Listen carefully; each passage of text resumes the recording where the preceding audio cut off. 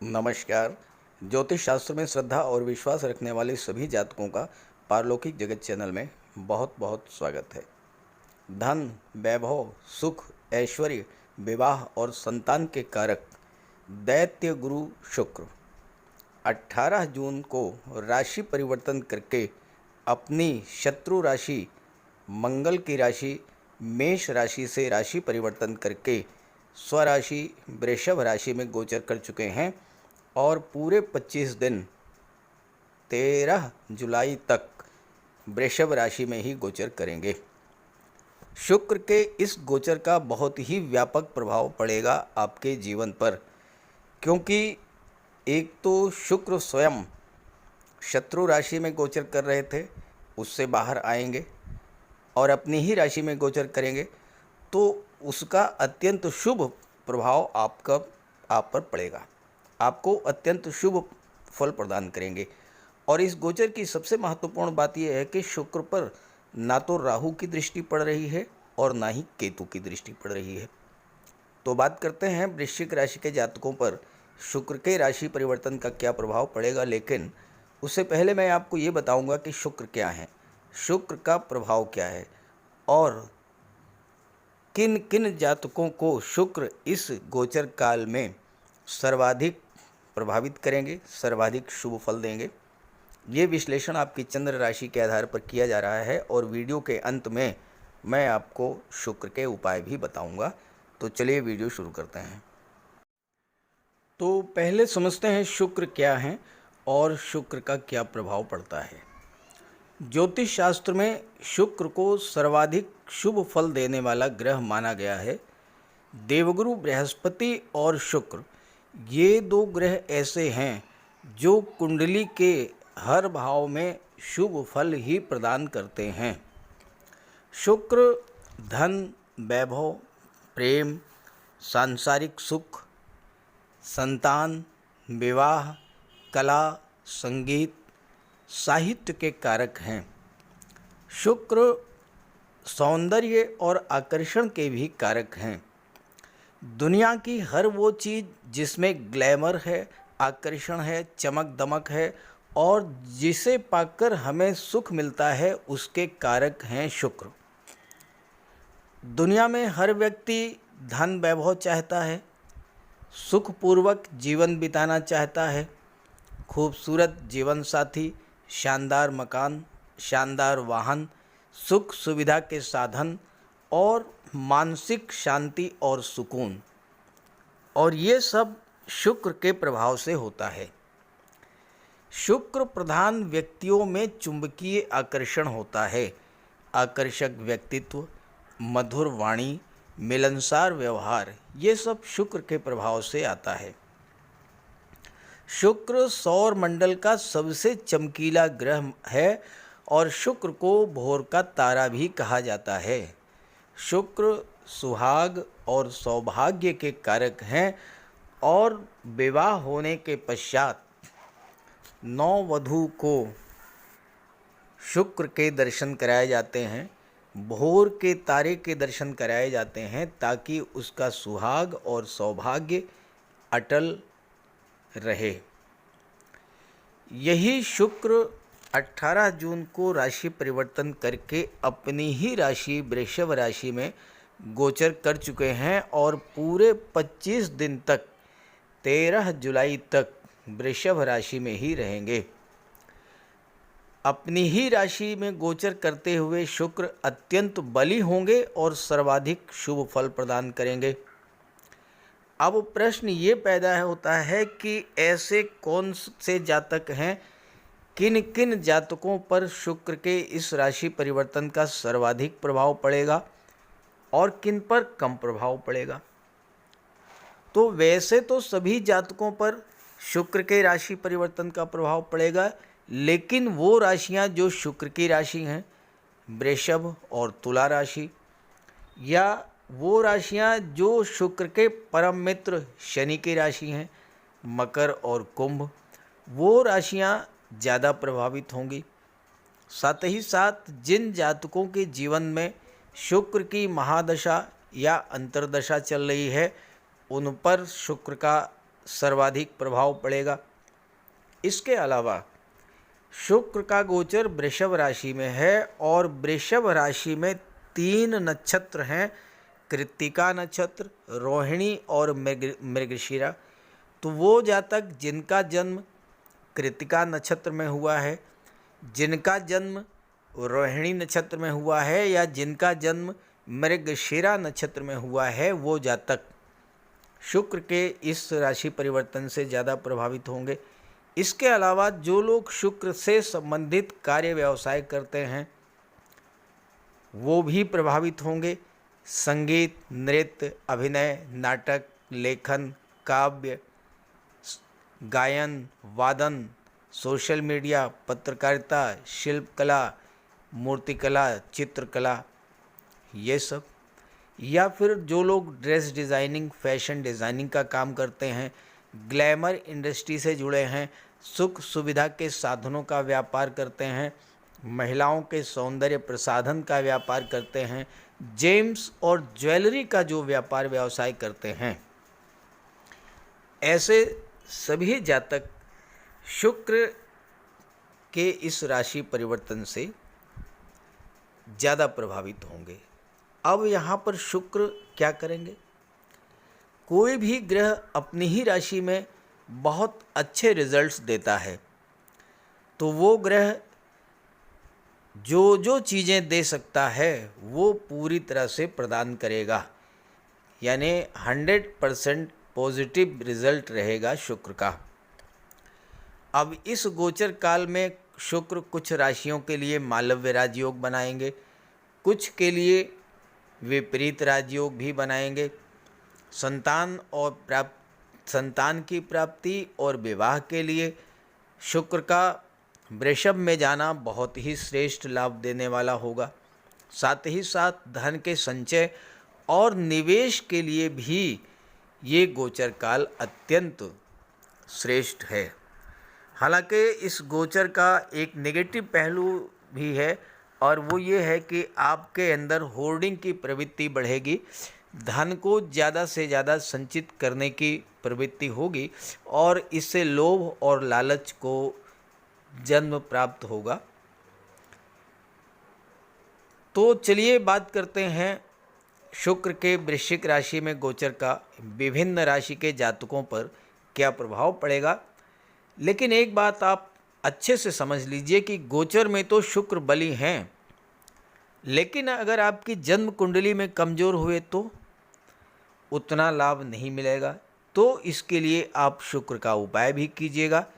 उपायों पर चर्चा वीडियो के अंत में। पहले राशि परिवर्तन के प्रभाव के बारे में बात करते हैं। तो ये है वृश्चिक राशि के जातकों की कुंडली। शुक्र का गोचर कुंडली के 7वें भाव में हो रहा है और यहाँ पर शुक्र मालव्य राजयोग का निर्माण कर रहे हैं। शुक्र के साथ बुध भी हैं और बुध शुक्र के साथ हैं। बुध का स्वभाव है कि जिस भी ग्रह के साथ रहते हैं उसके जैसा ही फल प्रदान करते हैं। मालव्य राजयोग क्या होता है? जब शुक्र का गोचर अपनी स्वराशि में हो या उच्च की राशि में हो और केंद्र के भाव में हो तो मालव्य राजयोग बनता है। अब यहाँ पर शुक्र अपनी राशि वृषभ राशि में गोचर कर रहे हैं, केंद्र के भाव में है तो मालव्य राजयोग बन गया। मालव्य राजयोग क्या होता है? ये मुख्यतः धन प्रदाता राजयोग होता है। जीवन में सुख, समृद्धि और संपन्नता लाने वाला होता है। मालव्य राजयोग विवाह और संतान का योग होता है। धन संपत्ति संपदा का योग होता है। ये राजयोग 7वें भाव में बन रहा है। 7वां भाव कुंडली का बहुत ही महत्वपूर्ण भाव है क्योंकि यहाँ से गृहस्थ जीवन की शुरुआत होती है। आपके जीवन की दूसरी पारी की शुरुआत होती है। और अगर 7वां भाव अच्छा हुआ, 7वें भाव में शुभ ग्रहों का गोचर हो या शुभ ग्रह की दृष्टि पड़ रही हो तो समझ लीजिए कि आपका जीवन स्वर्ग हो गया। जीवन में खुशियां ही खुशियां हैं। और अगर 7वां भाव खराब है तो आप स्वयं कल्पना कर सकते हैं, क्योंकि 7वें भाव से जीवन साथी का विवाह का विचार किया जाता है। जीवन साथी कैसा होगा, उसका रूप, रंग, गुण, स्वभाव, ये बातें इसी पर डिपेंड करता है कि आपका सप्तम भाव कैसा है। यहाँ पर चूँकि शुक्र का गोचर है और अपनी ही राशि में गोचर है, साथ में बुध भी हैं, तो शुक्र आपको एक बहुत ही अच्छा जीवन साथी मिलने का योग बनाएंगे। ऐसा जीवन साथी जो वैचारिक स्तर पर आपके अनुरूप हो, शिक्षित हो, व्यवहार कुशल हो, हर सुख दुख में आपका साथ दे। शुक्र यही करेंगे और ऐसा ही जीवन साथी मिलने का योग बनाएंगे। अगर आप विवाह के इच्छुक हैं तो इस गोचर काल में अच्छे से अच्छे रिश्ते आपको मिलेंगे। शुक्र संतान के भी कारक हैं और संतान के कारक देवगुरु भी होते हैं, जो कि कुंडली के पंचम भाव में अपनी ही राशि में गोचर कर रहे हैं। तो देवगुरु भी अत्यंत बली हैं और शुक्र भी अत्यंत बली हैं। तो इस गोचर काल में संतान प्राप्ति के भी योग बनते हैं और साथ ही साथ आप संतान की प्लानिंग भी कर सकते हैं इस गोचर काल में। और ऐसी संतान अगर आप 18 जून से 13 जुलाई के बीच प्लान करते हैं तो देखिए, शुक्र यहाँ राजयोग बना रहे हैं, शनि सुख के भाव में शश महापुरुष राजयोग बना रहे हैं, देवगुरु पंचम भाव में अति विशिष्ट कारक होते हैं, तीन महत्वपूर्ण ग्रह बहुत ही शुभ भाव में गोचर कर रहे हैं। तो अत्यंत भाग्यशाली और विलक्षण प्रतिभा की धनी संतान आपको प्राप्त होगी। जहाँ तक धन की बात है तो शुक्र तो स्वयं धन के कारक हैं और 12वें भाव के स्वामी हैं। तो शुक्र आपको विदेश से धन की प्राप्ति करा देंगे। यहाँ पर बुध हैं जो व्यापार के कारक हैं, तो विदेशी व्यापार में आपको लाभ होगा। एक्सपोर्ट इंपोर्ट का व्यापार व्यवसाय है तो वहाँ पर आपको लाभ होगा। दशम भाव के स्वामी सूर्य हैं। सूर्य सरकारी नौकरी के कारक हैं। विदेश में आपको सरकारी नौकरी भी मिल सकती है, विदेश सेवा में आपको जॉब मिल सकता है, या किसी मल्टीनेशनल कंपनी, किसी विदेशी कंपनी में भी आपको जॉब मिल सकता है। शुक्र और बुध, चूँकि बुध यहाँ पर लाभ के भाव के स्वामी हैं, एकादश भाव के स्वामी हैं, जहाँ से धन के लाभ का, संतान, शिक्षा, मान सम्मान, पद प्रतिष्ठा, हर तरह के लाभ का विचार किया जाता है। और सेकंड हाउस के स्वामी देवगुरु हैं। देवगुरु की दृष्टि भी लाभ के भाव पर पड़ रही है। तो इस गोचर काल में आपको धन की चिंता नहीं करनी है, क्योंकि धन बुध आपको दिलाएंगे, धन आपको शुक्र देंगे और धन का संचय देवगुरु बृहस्पति कराएंगे, निवेश देवगुरु बृहस्पति कराएंगे। संतान, विवाह, इन दोनों के कारक होते हैं देवगुरु और शुक्र। देवगुरु कन्याओं के लिए, शुक्र पुरुषों के लिए विवाह के कारक होते हैं और दोनों ही ग्रह बहुत ही अच्छी स्थिति में हैं। तो वैवाहिक रिश्तों के लिए, धन की प्राप्ति के लिए, धन के संचय के लिए ये गोचर काल बहुत ही अच्छा है। सप्तम भाव से पब्लिक इमेज का भी विचार किया जाता है। आप सरकारी सेवा में हैं या आप राजनीति में हैं या व्यापार के क्षेत्र में हैं, आपकी पब्लिक में इमेज कैसी है ये आपके जीवन को बहुत अधिक प्रभावित करती है। खास करके गवर्नमेंट जॉब में या फिर बिजनेस के मामले में आपकी इमेज बहुत काउंट करती है। और शुक्र की दृष्टि आपके लग्न पर पड़ेगी। शुक्र अत्यंत शुभ और सौम्य ग्रह हैं, तो आप अपने आकर्षक व्यक्तित्व, मधुर वाणी, मिलनसार व्यवहार के बल पर आप लोगों को मोहित कर लेंगे और जिस भी क्षेत्र में आप कार्य करेंगे वहाँ पर सफलता तो मिलेगी ही, धन भी प्राप्त होगा। और ख़ास करके अगर आप कला के क्षेत्रों से जुड़े हुए हैं, संगीत, नृत्य, नाटक, अभिनय, लेखन, काव्य, सोशल मीडिया, पत्रकारिता, ड्राइंग, पेंटिंग, शिल्पकला, मूर्तिकला, चित्रकला, इन सब क्षेत्रों से अगर आप जुड़े हुए हैं, आपके विदेश जाने के प्रबल योग हैं, क्योंकि शुक्र सप्तम भाव में गोचर कर रहे हैं और 12वें भाव के स्वामी हैं। हालांकि इस गोचर काल में शुक्र खर्चे भी आपके कराएंगे, खर्च बढ़ेगा, लेकिन खर्च आप अपने सुख सुविधा के साधनों पर खर्च करेंगे। क्योंकि शनि का गोचर चतुर्थ भाव में है, तो आप भूमि भवन प्रॉपर्टी खरीदने पर पैसा खर्च करेंगे, वाहन खरीद सकते हैं। शुक्र चूँकि सुख और लग्जरी के कारक हैं, तो आप शानदार 4 व्हीलर भी खरीद सकते हैं इस गोचर काल में। सप्तम भाव से व्यापार का भी विचार किया जाता है, बिजनेस पार्टनर का विचार किया जाता है। तो एक ऐसा बिजनेस पार्टनर आपको मिलेगा जो कोऑपरेटिव नेचर का होगा, ईमानदार होगा, परिश्रमी होगा और साउंड फाइनेंशियल बैकग्राउंड का होगा। और वैसे सप्तम भाव में शुक्र का गोचर है, अगर महिलाओं के सहयोग से किसी व्यापार व्यवसाय की शुरुआत की जाए तो उसमें विशेष लाभ होता है।